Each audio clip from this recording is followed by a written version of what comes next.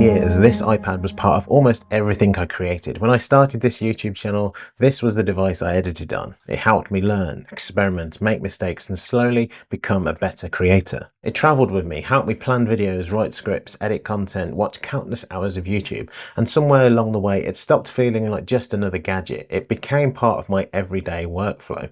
But after nearly 9 years, something changed. It wasn't broken, it still worked, but it had quietly started getting in the way. Apps took longer to load, multitasking wasn't as smooth, simple jobs started taking longer than they should have.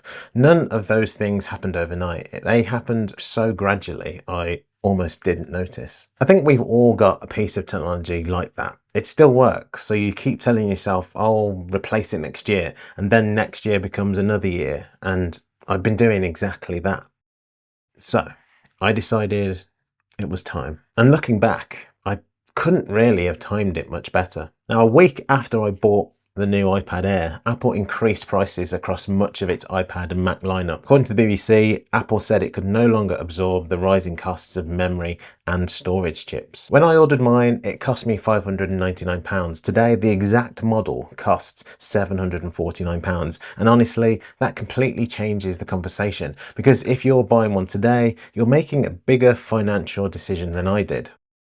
So rather than spending the next 10 minutes reading through a spec sheet, I just want to answer one simple question. Now that this costs £150 more, is it still the iPad I'd recommend? And more importantly, is this the right iPad for you? So let's start with the people who are probably finding this decision the hardest, the first-time iPad buyers. So let's say this is your very first iPad. Honestly, I think this is where Apple accidentally makes things more confusing than they need to. You jump onto Apple's website and then you've got the standard iPad, the iPad mini, the iPad Air, the iPad Pro, and before you've even made a decision, you're wondering whether spending another few £100 suddenly makes you more future-proof. The good news for most people, I actually don't think it does. I actually think most people start with the wrong question. Instead of asking which iPad is the most powerful, I'd ask, what am I going to use it for? Because if this is your very first iPad, there's a good chance it'll be used for things like watching YouTube, Netflix, browsing the web, emails, taking notes, reading, researching, planning your week, maybe editing a few photos, maybe even the occasional video. And that's exactly where I think the Air starts to make a lot of sense. Now, when I bought mine, I wasn't looking for Apple's most powerful iPad. I was looking for the one that made the most sense. Something that would have hopefully lasted me another 5, 6, maybe 7 years, just like my previous iPad did. And after using it every day, something surprised me. I stopped thinking about the processor completely, not because it wasn't powerful, but because everything just happened. Apps opened instantly, research felt effortless, switching between tasks was smooth, and that's probably the biggest compliment I can give it. The technology disappeared and I was just able to concentrate on creating. Now, one thing you might have noticed, I haven't mentioned the Magic Keyboard, and that's actually deliberate because I didn't buy one. Now, that's not because I don't think it's any good, quite the opposite.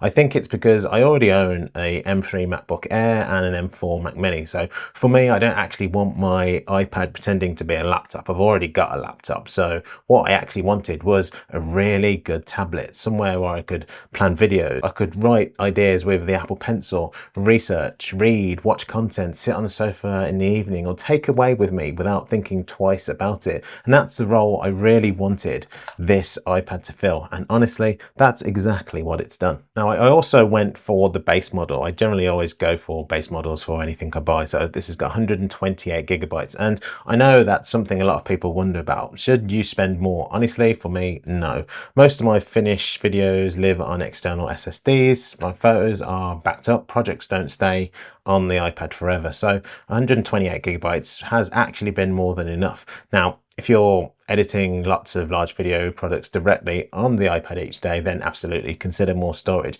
But for the vast majority of people buying their first iPad, I actually think the base model is the sweet spot. So would I recommend the M4 iPad Air as your first iPad? Honestly, yes, because that's where Apple gets the balance right. It's powerful enough that you're unlikely to outgrow it anytime soon. It supports the Apple Pencil Pro. The battery life has comfortably got me through a typical day. And perhaps most importantly, it leaves you with room to grow. One thing I would say though is don't feel like you have to buy every accessory from day one. For me, the Apple Pencil made far more sense than buying a keyboard. Live with the iPad first and then see how you naturally use it. Then decide what accessories naturally fit your workflow, because that's exactly what I did. But buying your first iPad is actually the easy decision. Knowing when it's time to replace the older one, that's where things get a little more interesting. I think this is the hardest decision of the three. Because you've already got an iPad, you're probably asking yourself the same question I was asking. Do I really need to replace it? And the honest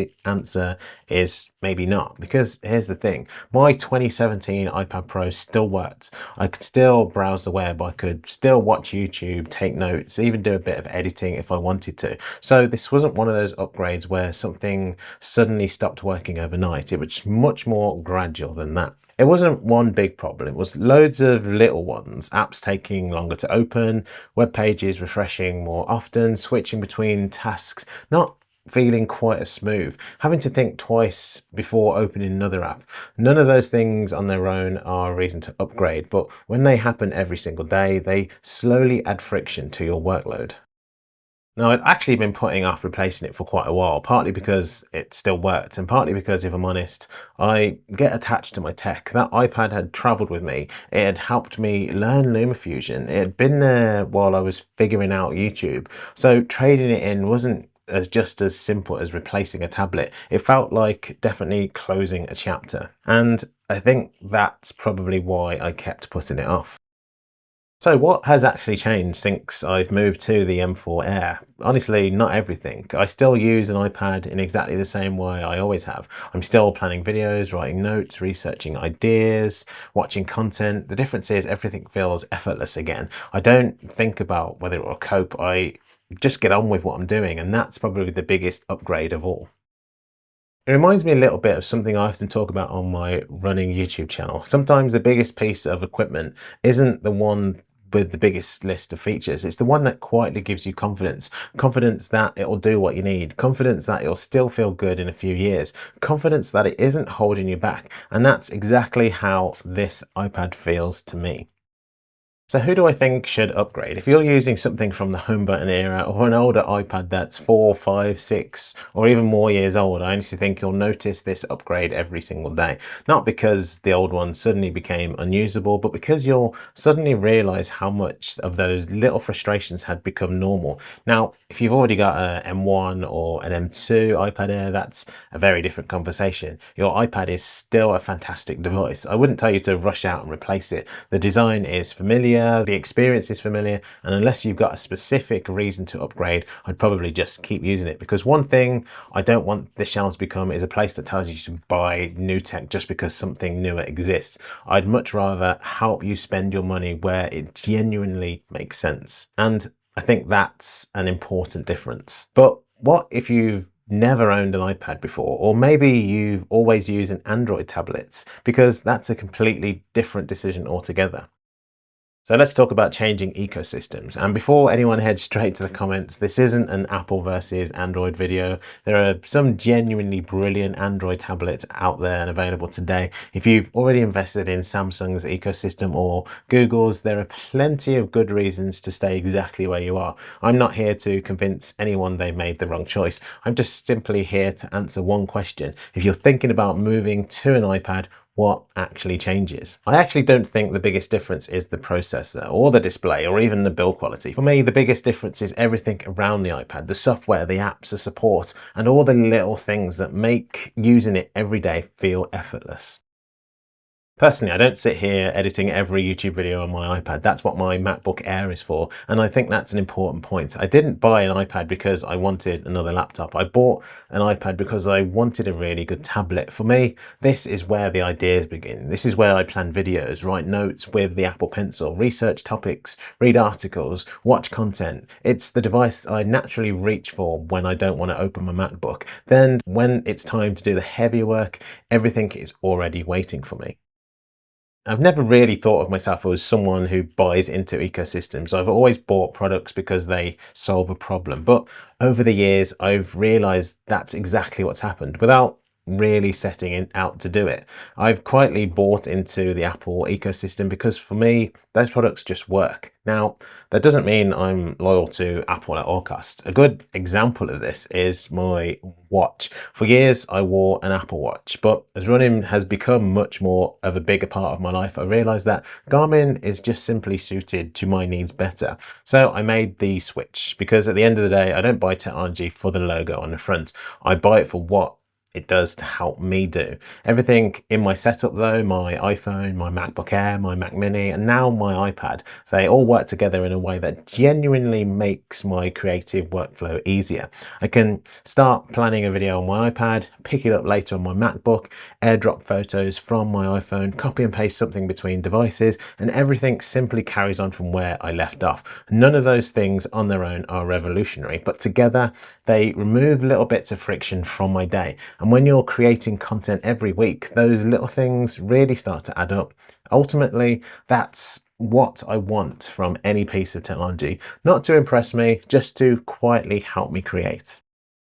Now, does that mean everyone should switch? No, absolutely not. If you already got a setup that works really well for you, stick with it. Don't rely on apps that only exist on another platform. Stick with it. If you simply prefer another ecosystem, that's absolutely fine, because this isn't about trying to win an argument. It's about buying the right tool for the way that you work. And that's something I believe, whether we're talking about cameras, running shoes, or just simply tablets. So would I recommend moving to an iPad? If you're simply changing brands for the sake of it, probably not.